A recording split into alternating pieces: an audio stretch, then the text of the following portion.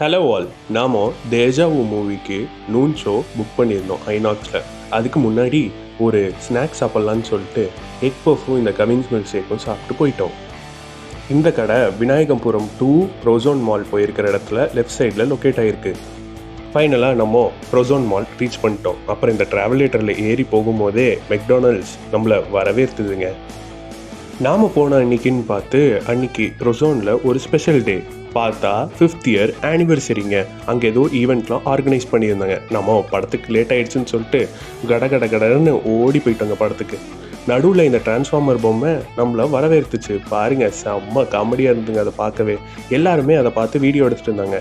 கடைசியாக நம்ம ஐநாக்ஸை ரீச் பண்ணிட்டோம். படத்துக்கு உள்ளே போகிறதுக்கு முன்னாடியே ஒரு எக்ஸைட்மெண்ட்டுங்க. ஏன்னா அருள்நிதினாலே அவர் நல்ல ஸ்கிரிப்டை தான் எப்போவுமே சூஸ் பண்ணுவாருன்ற ஒரு இம்ப்ரெஷனை க்ரியேட் பண்ணியிருக்காருல, அதனால தாங்க. படமும் எதிர்பார்த்த மாதிரி அதோட ஸ்டோரி லைனும் செம்மையாக இருந்ததுங்க. ஸ்டார்டிங்கில் ஒரு ஸ்டோரி ரைட்டர் எழுதுறதெல்லாம் அப்படியே நடக்குது எப்படின்றதுலையே படம் அப்படியே போகுது. எழுதுறாரு நடக்குது. இந்த டைட்டிலுக்கு ஏற்ற மாதிரி அவர் தேஜாவு போலங்க. அந்த மிஸ்ட்ரியோடையே அப்படியே ஃபஸ்ட் ஹாஃபை க்ளோஸ் பண்ணிடுறாங்க. இன்டர்வல் பிளாக்கோட சூப்பராக இருந்ததுங்க. நான் ஃபஸ்ட் ஹாஃபுக்கு 10/10 கொடுப்பேங்க. அப்புறமா வெளியே ஸ்நாக்ஸ் சாப்பிட்லான்னு பார்த்தா ரேட்டு ஓவராக இருந்ததுங்க. அதனால் நான் உள்ளே போய் உட்காந்துட்டேங்க. செகண்ட் ஹாஃபில் என்னடா நடக்குன்ற பயங்கரமான ஒரு எக்ஸ்பெக்டேஷன்லேயே உட்காந்துருந்தேங்க.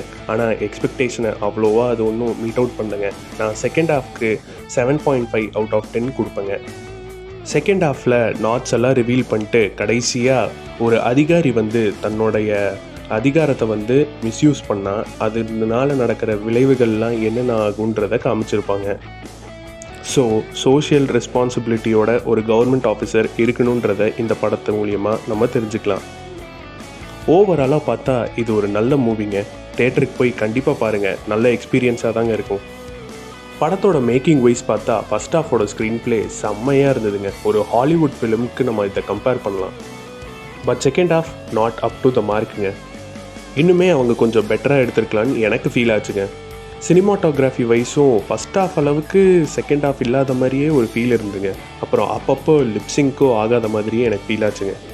பட் இந்த படத்தை நம்ம ஃபேமிலியோடு போய் நல்ல ஒரு டைம் ஸ்பெண்ட் பண்ணலாம். ஸோ நீங்கள் மறக்காமல் தேட்டர் போய் பாருங்கள்.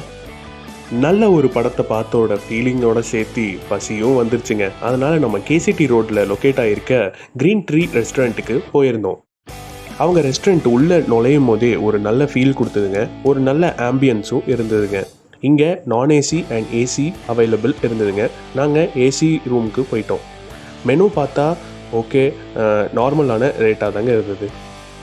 நம்மக்கிட்ட கேட்காமையே நம்மக்கிட்ட இந்த பாட்டிலை விற்கிறாங்க. இது எந்த விதத்துலங்க நியாயமா இல்லையான்றதை கமெண்ட் பண்ணுங்கள்.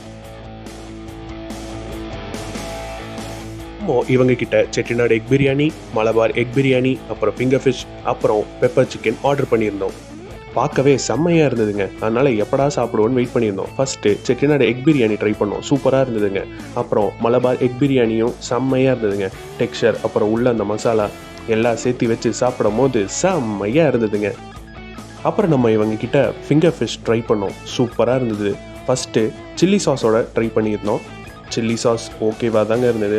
ஃபிங்கர் ஃபிஷ் மற்ற ரெஸ்டாரண்ட்டை கம்பேர் பண்ணும்போது இது கொஞ்சம் ஆவரேஜாக தாங்க இருந்தது. அப்புறம் மைனைஸ் கூட வச்சு சாப்பிட்டுங்க. அல்டிமேட்டுங்க மைனைஸும் இதுவும். வாவ், செம்மங்க. அப்புறம் ராய்த்தா கூட பிரியாணி இல்லாமல் எப்படிங்க. அப்புறம் மலபார் பிரியாணியை ராய்த்தா எக்கு வச்சு சாப்பிட்டேங்க. செம்மையாக இருந்ததுங்க. நீங்களும் கண்டிப்பாக ட்ரை பண்ணுங்கள். இந்த மாதிரி இன்விடேஷன் வச்சு கூப்பிட்ட மாதிரி இந்த பெப்பர் சிக்கன் நம்மளை கூப்பிட்டுச்சுங்க. அப்புறம் அதை பிச்சு சாப்பிடும் போது வாவ், செம்மையாக இருந்ததுங்க. ஆனால் கொஞ்சமாக காரம் கம்மியாக இருந்த மாதிரி எனக்கு ஃபீல் ஆச்சுங்க. பட் இந்த காரம் இல்லாமல் சாப்பிட்றவங்களுக்கு இது ஒரு சூப்பராக இருக்குங்க. அப்புறம் இவங்க ஆம்பியன்ஸை பற்றி சொல்லியே ஆகணும். ஏசி ரூம்குள்ளே சூப்பராக இருந்ததுங்க. அப்புறம் இவங்கக்கிட்ட நான் சர்வீஸும் செம்மையாக இருந்ததுங்க. ஈவினிங் டைமில் இவங்கக்கிட்ட நான், ரொட்டி, தந்தூரி, கிரில் இதெல்லாம் இருக்குங்க. கடைசியாக நம்ம டெசர்ட்டோட முடிக்காமல் இருந்தால் எப்படிங்க. அதனால் ஒரு பெல்ஜியன் சாக்லேட்டும் அப்புறம் பாதாம் குல்ஃபியும் அருண் ஐஸ்கிரீமோட தான் வாங்கிட்டோம். அருண் ஐஸ்கிரீமில் என்ன ஸ்பெஷாலிட்டினா க்ரீம் ஃப்ளேவரே நமக்கு தெரியாதுங்க. மில்கில் செஞ்ச மாதிரி இருக்குங்க. செம்மையாக இருந்ததுங்க. பட் நம்ம ஃபேவரட் எப்போவுமே குவாலிட்டி வால்ஸ் தாங்க. ஓவராலாக இந்த ரெஸ்டாரண்ட்டுக்கு நான் 8/10 கொடுப்பேங்க. இங்கே ஒரு முக்கியமான விஷயங்க, ஜிஎஸ்டியை அவங்களே பேர் பண்ணிக்கிறாங்க. பாருங்கள், ஜிஎஸ்டி இங்கே 0%ங்க. இதே மாதிரி நிறைய வீடியோஸோடு நான் உங்களை சந்திக்கும் வரை அன்டில் தென் சைனிங் ஆஃப் உங்கள் நிதின்.